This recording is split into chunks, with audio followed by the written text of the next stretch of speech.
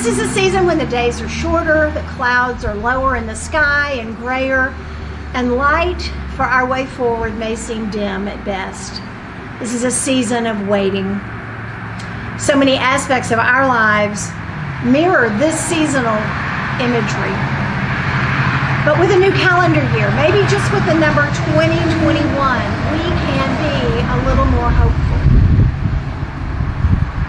San Gabriel Unitarian Universalist Fellowship is facing this new year with questions. What will our future be? Can we be hopeful for each other? Will we choose hope? And will we discover a clear vision going forward? Will we continue to find our role in creating a more just, sustainable, peaceful world? Will we engage the creative talents of others in our fellowship to help provide virtual Sunday services that are relevant, that are informative and inspiring? Will we be able to remain connected while apart? Will we be able to continue the ministry that brought us here to the corner of Hutto and University Drive in Georgetown, Texas in the first place? And perhaps most importantly, will we seek to face our new year with hope and clarity, allowing these dark times to provide a deeper wisdom and a brighter light in our attempt to lead in love in all of our endeavors? I'm Molly Hornbuckle, and as a member of the Sunday Services team, I welcome you to this service.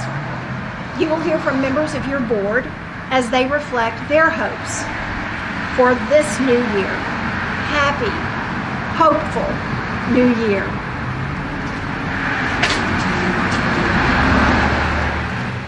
As I light the chalice this morning on your behalf, please reflect on these words by Robin Gray as we prepare.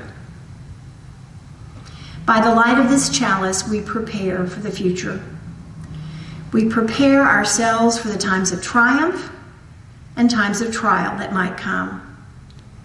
We prepare ourselves to be present to one another with loving hearts, even in the most difficult of times. We prepare ourselves to make connections that will lift us out of isolation and prepare the path of justice, equality, and love.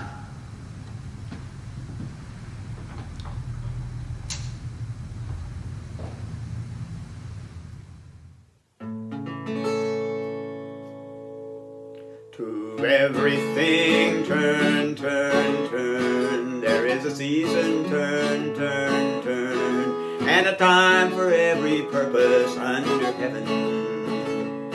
A time to be born, a time to die, time to plan, a time to reap, time to kill, a time to heal, a time to laugh, a time to weep. To everything turn, turn, turn. There is a season, turn, turn, turn. And a time for every purpose under heaven. A time to build up, a time to break down, time to dance, a time to mourn, a time to cast away stones, a time to gather stones together. To everything turn, turn, turn. There is a season, turn, turn, turn. And a time for every purpose under heaven. A time to gain, a time to lose, a time to mend, a time to sow, a time of love, a time of hate, a time for peace. I swear it's not too late. To everything turn, turn, turn. There is a season, turn, turn, turn. And a time for every purpose under heaven.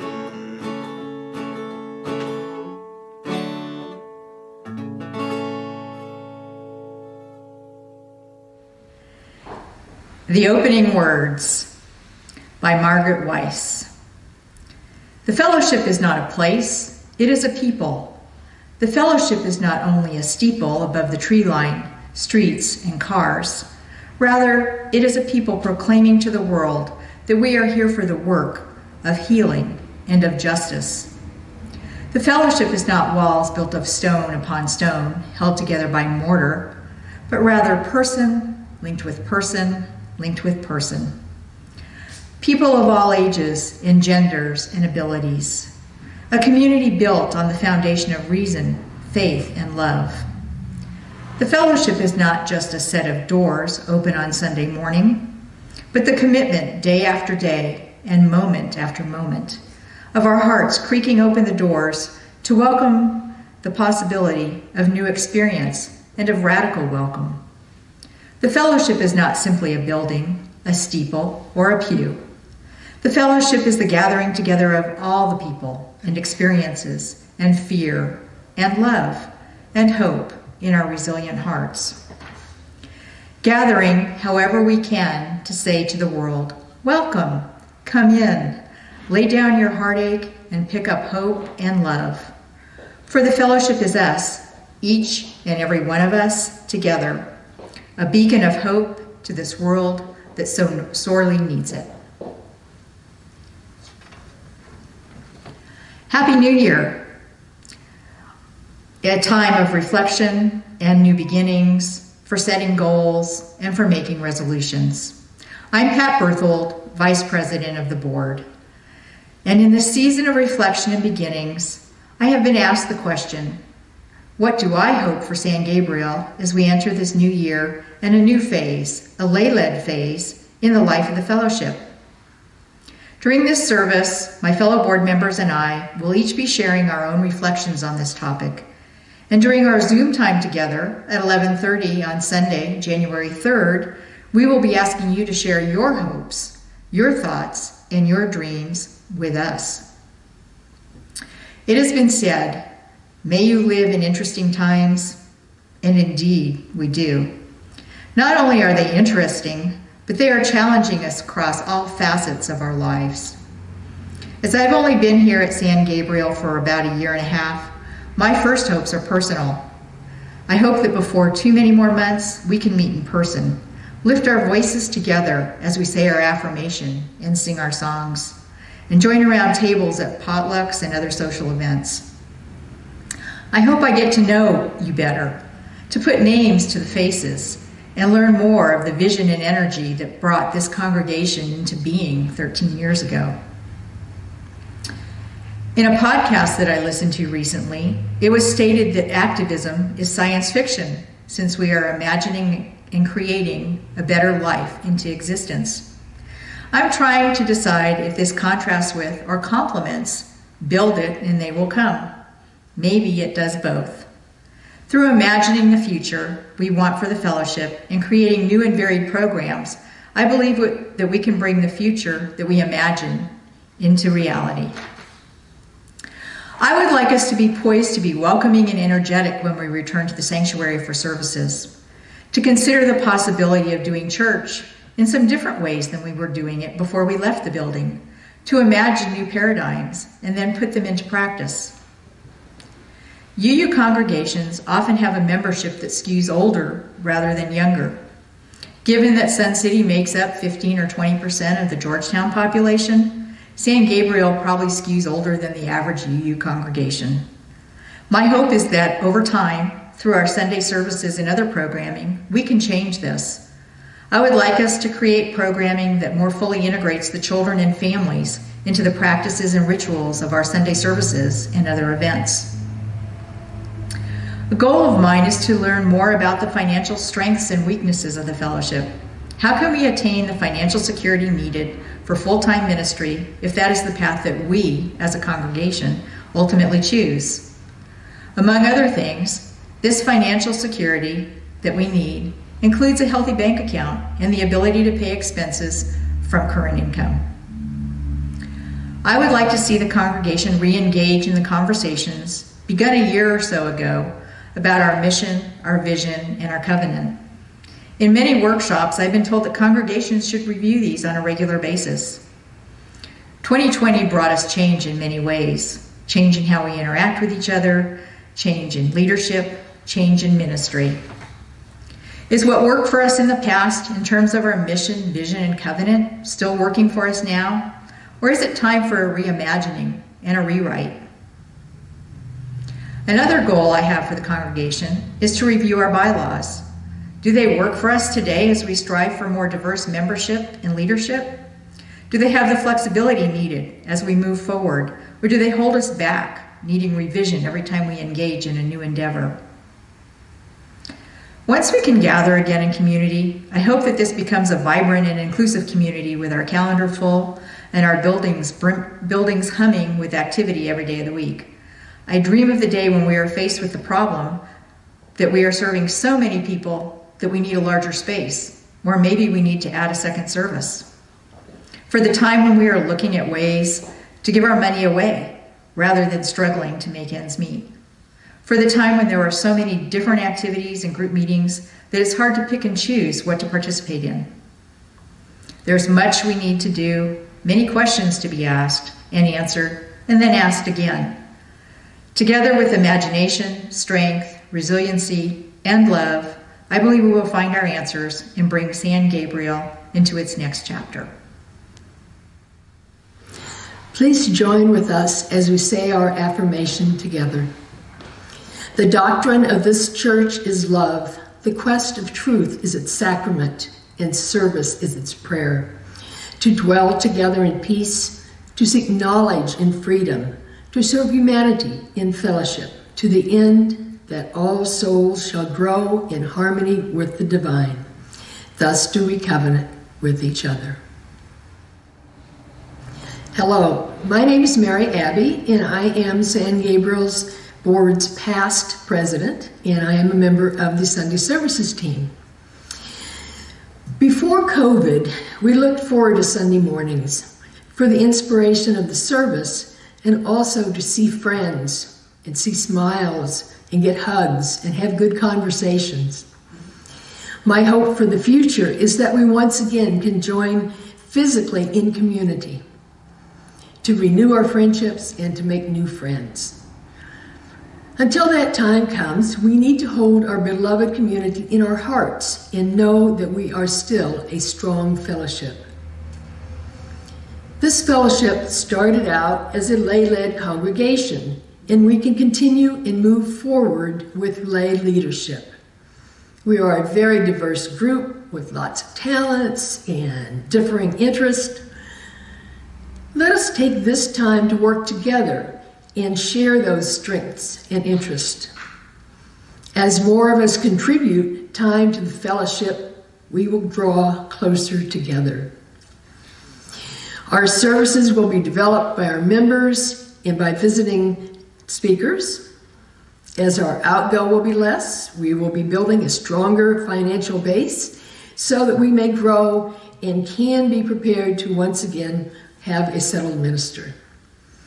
Let us be hopeful and look forward to a bright future for San Gabriel.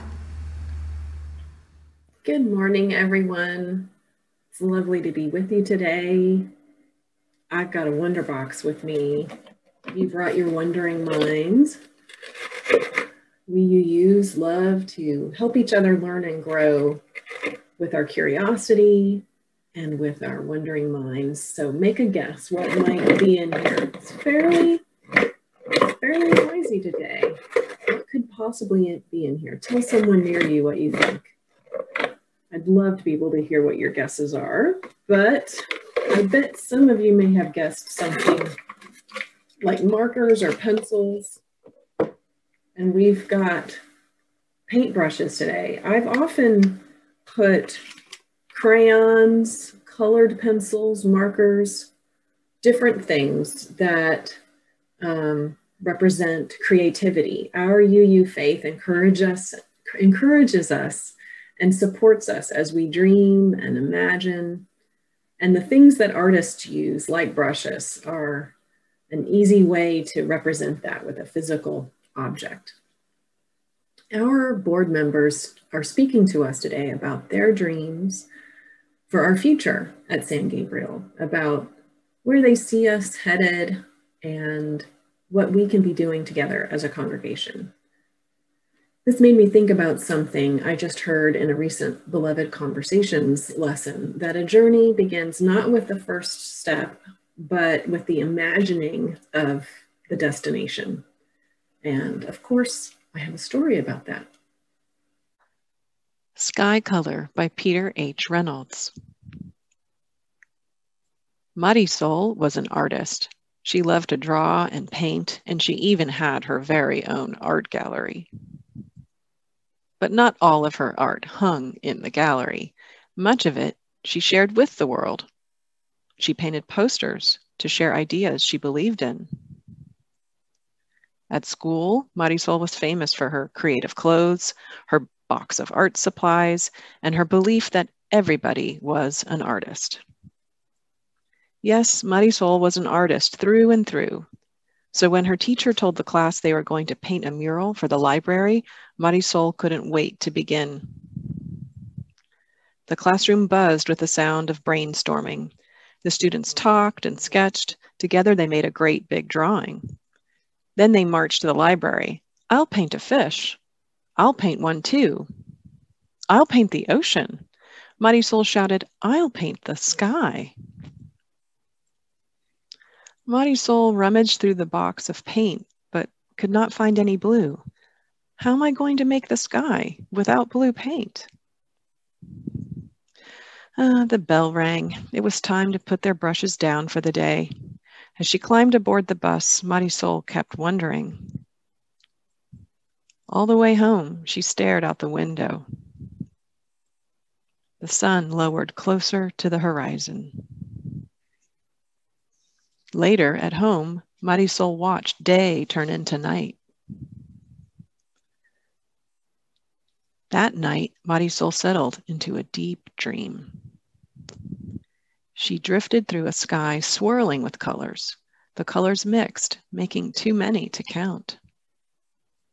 In the morning, Marisol stood waiting for the bus in the rain. The sky was not blue. Marisol smiled.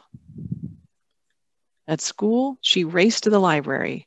She grabbed a dish and began adding colors. This one, that one. She swirled the brush to make an altogether new color. Marisol then began painting on the wall. A boy asked, "What color is that?" "That," Marisol said, "that is sky color."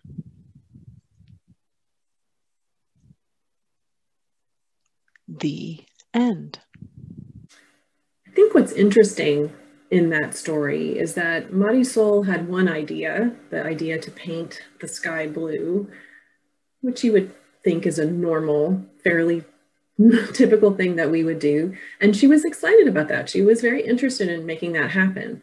But when she ran into a problem, she thought about it. She paused, she looked around her, and then she literally dreamed. I found her to be patient. She was trusting, she was observant, and she got new ideas that way. Her imagination was fueled by both the problem that she had, that she couldn't find the blue paint, and her openness to new input that she got from taking the time to look around her.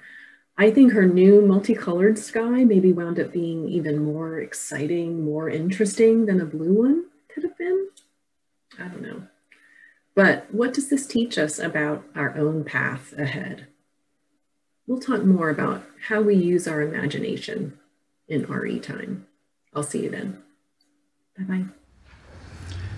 I'm Ron Karish, and I'm optimistic. For 2 years, I've been the fellowship treasurer. When I volunteered for this position on the board, none of us could have imagined that the year 2020 would be the year that it was. Well, this is now 2021. This is a new year. The fellowship is moving forward with a new structure, and this is kind of a new beginning for us. Fellowship finances have stabilized this fiscal year. We will not have a deficit. And I think that fellowship finances will likely strengthen during the following year, and that would be a good thing. San Gabriel will almost certainly be having in-person services this calendar year. With vaccines, responsible behaviors, and a level of herd immunity, some of us will be comfortable enough to come back into the sanctuary. We may have to bring our own coffee, and singing might be delayed a little bit longer, but we will meet again. And I expect that recordings of Sunday services will continue to be posted on YouTube, available for all, and our ability to reach out to the larger community. It has been a long time since the board's decision to close the buildings, almost a year of COVID chaos. It's been so long that when we do get together and have in-person services, it might feel like we're meeting for the first time, all over again. I miss you all. I have never been a member of a lay-led fellowship in the past, but other members of our congregation who have been speak about it with enthusiasm. My experience at San Gabriel, when members or guest speakers were in the pulpit, I've been enlightened, I've been engaged. As Reverend Sandy said last week, there's always a lot to do to keep a congregation functioning. Being lay-led, there will be a few more responsibilities for the board, for members and friends to shoulder. But fear not, the fellowship has resources. We will provide pastoral care. We will have weekly sermons. We can do this. With a little assistance, we can do this really well. Personally, I look forward to returning to the RE classroom, where a toddler is likely to rush up and deliver a huge hug around your knee. I miss the younger folks too. I'm certain that we will survive as a fellowship. I'm confident that together we can grow and thrive. I'm your treasurer, a member of the board, and I'm optimistic.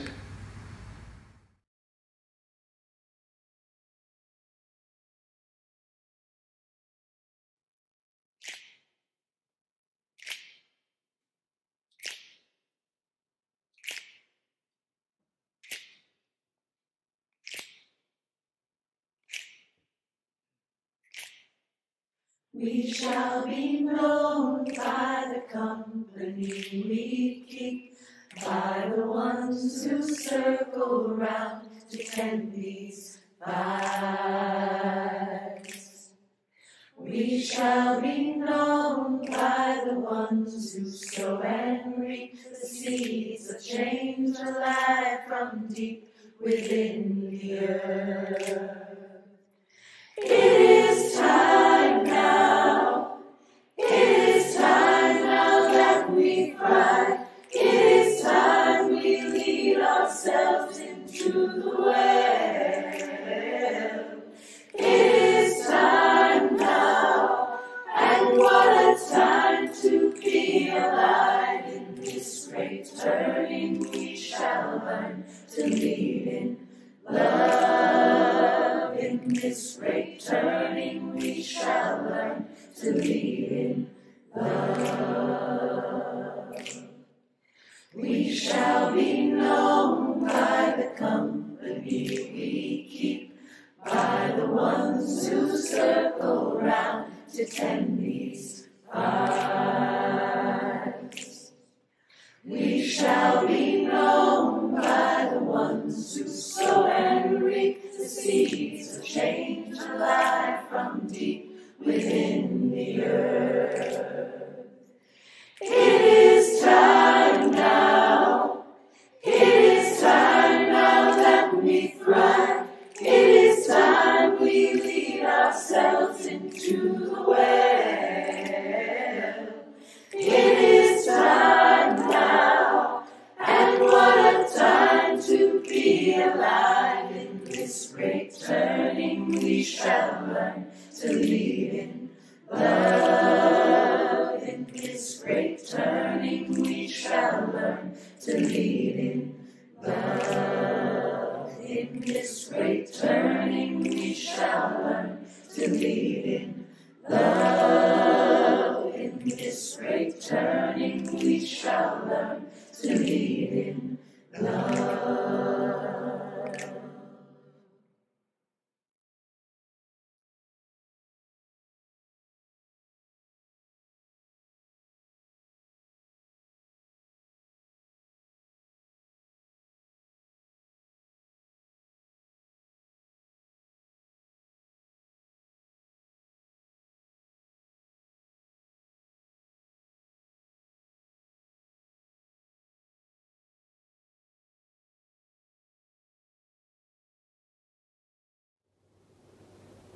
Thank you, Karina, for that wonderful Wonder Box. Thank you for that Wonder Box and for all the Wonder Boxes that you provide and all the work you do. And I'd also like to take a moment to thank the Sunday Services team for all the creativity, imagination, and work they do to get us Sunday services every week. We would literally have no Sunday services without that team's creativity and constant work to make those things happen. So thank you.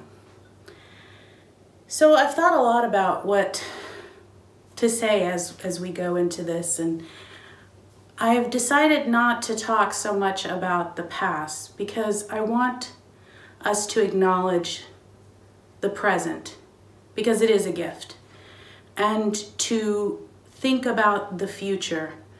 The past is important. It's what we learn from, it's how we grow, but we don't want to dwell there. Otherwise, it impedes our ability to exist in the present and to move forward into the future. Last week, I had asked about holding space for this moment as our congregation moves into a lay-led congregation. And what that means for people who aren't familiar with this, it means that we will not have a minister in the pulpit. We will have speakers, but it will be the members of the congregation that will be helping to lead this congregation during services. This is something this congregation has done before in their past. And I believe that we can successfully do again. It's an opportunity to use imagination, as Karina said in her story. When we have an idea or a plan, and I didn't write anything out, I'm gonna say that in advance, because I wanted to just speak to this organically. We all make plans for different things, and we even had a plan going into the beginning of last year for what we would be doing and looking for settled ministry. Plans change. The external forces of the universe affect our plans, and we have to adapt, much like Marisol in the story. But sometimes when we do have to adapt, we tap deeper into something within us that we didn't even know was there. Obstacles or challenges often bring out the best in our communities, in individuals, in our society. You will see us creating something from nothing sometimes. We have a wonderful congregation. I can't remember the first time I walked into San Gabriel. And I could not have, until that moment, conceived of a place that existed like this. I couldn't conceive of a church or fellowship that was so progressive in thought and open in heart. And so until that moment, it didn't exist in my mind, kind of like the story. All I could think of was a blue sky. But then when I looked around and I saw what was around me in the San Gabriel Fellowship, I realized that there was more than that. And that something like San Gabriel Unitarian Universalist Fellowship could exist. And I have to say, I'm so thankful for the vision the founders of this fellowship had to look into the future and to conceive of this fellowship and to toil and to work and to creatively build this place so that it became a physical location. I'm reminded of the story one of our members told us about getting the keys to the sanctuary when they finally owned the building. Francis was conveying the story and the excitement and the giddiness of opening the door to the sanctuary with the keys, and how exciting that was. And I could see by the expression on her face as she was explaining this story and telling it, I could feel her excitement. I could feel that giddiness. I could feel the hopefulness that she must have felt in that moment, because it was conveyed through every aspect of her story. And we have to think about the founding members were able to be visionary. They imagined a future. They imagined a present where this building existed and was being maintained and was being developed and was being expanded. They imagined our present, and they probably imagined even more. And so this is an opportunity that we, as friends, as visitors, as members of this congregation, have to return that gift of our present by creating and being imaginative, creative, and visionary for a future for other members, for other visitors, for other friends. We need to have that same vision and to see it and to make it real. We have a wonderful foundation of love, open-mindedness, compassion. We need to build on that. That is an excellent foundation on which to continue to build out this beautiful fellowship. It amazes me sometimes how very deeply I hold this fellowship, because I didn't grow up and I shied away from a lot of organized religious community.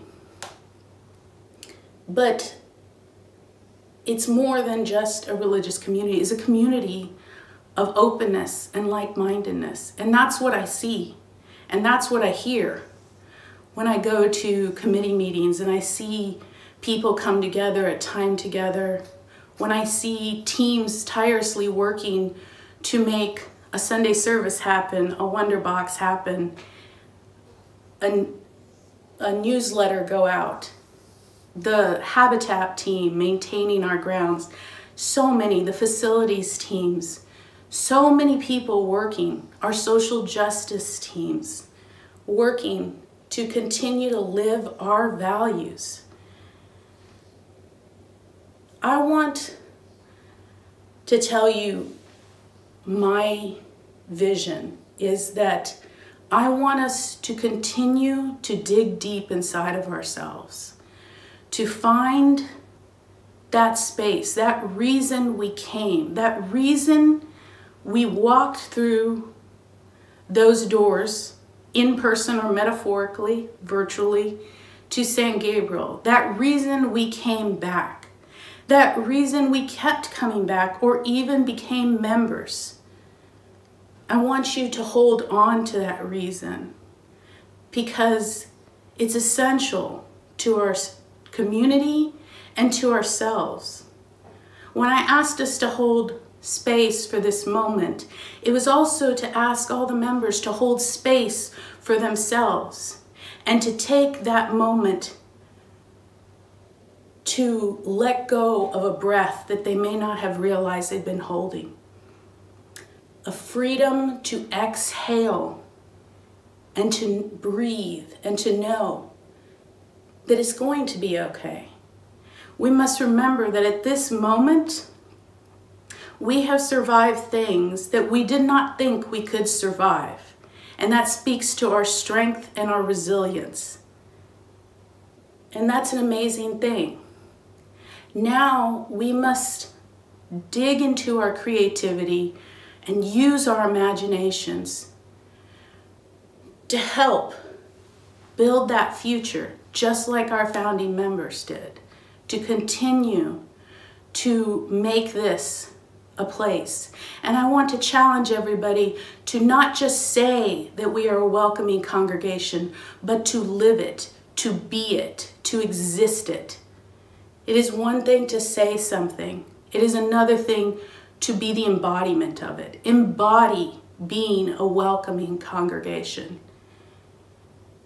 Acknowledge our own shortcomings and acknowledge our own socialized racism that exists in all of us, regardless of ethnicity, regardless of our backgrounds and where we come from. It exists there. To acknowledge it so that we can move beyond it, so that we can learn not only from each other, but that we can share with our community, that we can hold each other up when we need to and lean on each other when we need to. That is what community is about. That is what I see when I see here. I see community. I see a continuation of that community. And I know sometimes it's difficult. And maybe we've had to lean a little bit more and hold each other up a little bit more. But that is what a community is for. And that is what I have seen. And I have been so consistently impressed and proud of every member of this congregation as they go through unprecedented times and continue to find new ways to approach things, learning new things. It's absolutely astounding and impressive to me. And every single member and every single friend and visitor should be proud and remember that you have gotten to this moment, to this present. Take this time to cherish that gift and allow yourself to see a future and allow yourself to imagine the future you want for this fellowship. What do you see? And it doesn't mean that it has to be set in stone. It should be a place where we're sharing ideas, collaborating. And it may end up looking very different than what we had originally planned. It may not be our blue sky, but we may end up with a much more beautiful, diversified sky. This is a wonderful place. And I cherish so many of the people. I cherish everyone who I've met as I've been here. I want us to continue to build something great, greater than it already is, because there is something great and wonderful here. There is something beloved. You can feel it. You can feel it in the services. You can feel it in the words of our members of the board. You can hear it in our lay leaders and our staff. It exists. And you can feel the love and the caring and the compassion. And I know I rambled on for a little while, but like I said, I had thought an awful lot about this. I'm not gonna lie, I'm sure sometimes it's gonna be challenging. But again, challenges are what make things great. And it's what makes us dig deep into our creativity and find something that we didn't even know was there within us. I think in this situation, though, we know that it's there. That love of community is there within us. And it's what's going to keep us going, and it's going to be what helps us hold ourselves up when things get hard. And it's what's going to give us comfort. I believe from a Soul Matters perspective, the theme is imagination.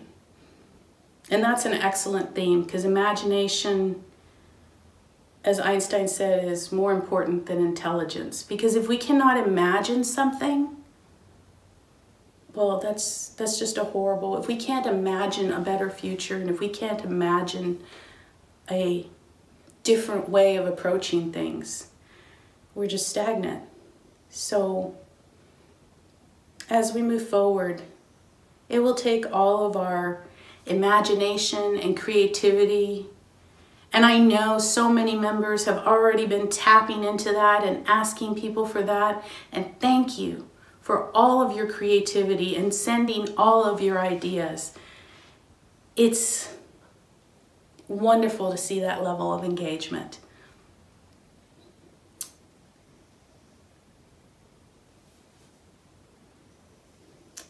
This is a wonderful place, and I'm proud to be part of it. And I hope all the members and friends of this community are also proud to be a part of it.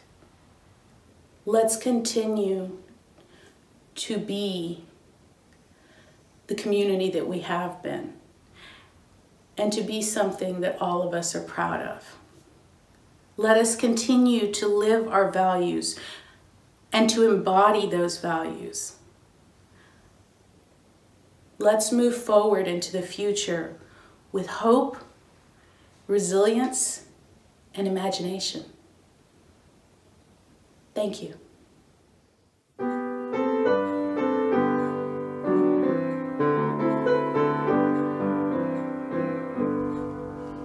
Love will guide us, peace has tried us, hope inside us, will lead the way on the road from greed to giving. Love will guide us through the night. If you cannot sing like angels, if you cannot speak before thousands, you can give from deep within you. You can change the world with your love. Love will guide us, peace has tried us, hope inside us, will lead the way on the road from greed to giving. Love will guide us through the hard night.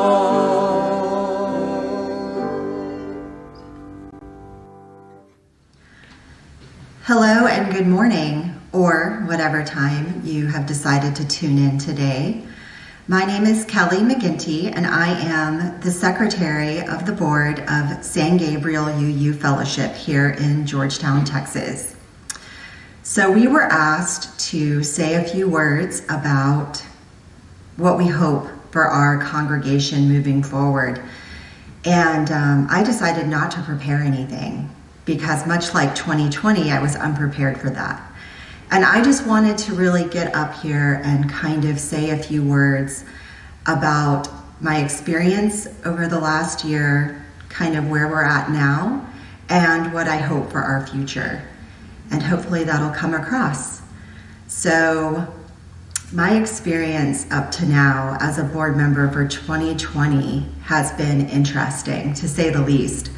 No one was prepared for this. No one was prepared for the amount of emotional kind of conversations and just uncertainty that went into every day, every meeting, every moment. Things changed so quickly. You know, nobody ever really quite knew what the next catastrophe was going to be.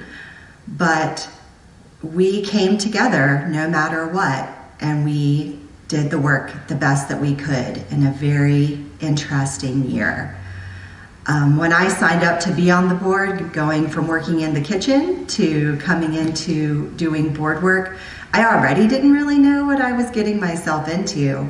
So to do something like this in these days and times has been educational, to say the least.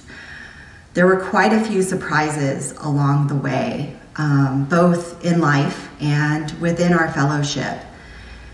And I found myself always being so grateful that I had this. For me, this was one of the things that really got me through 2020.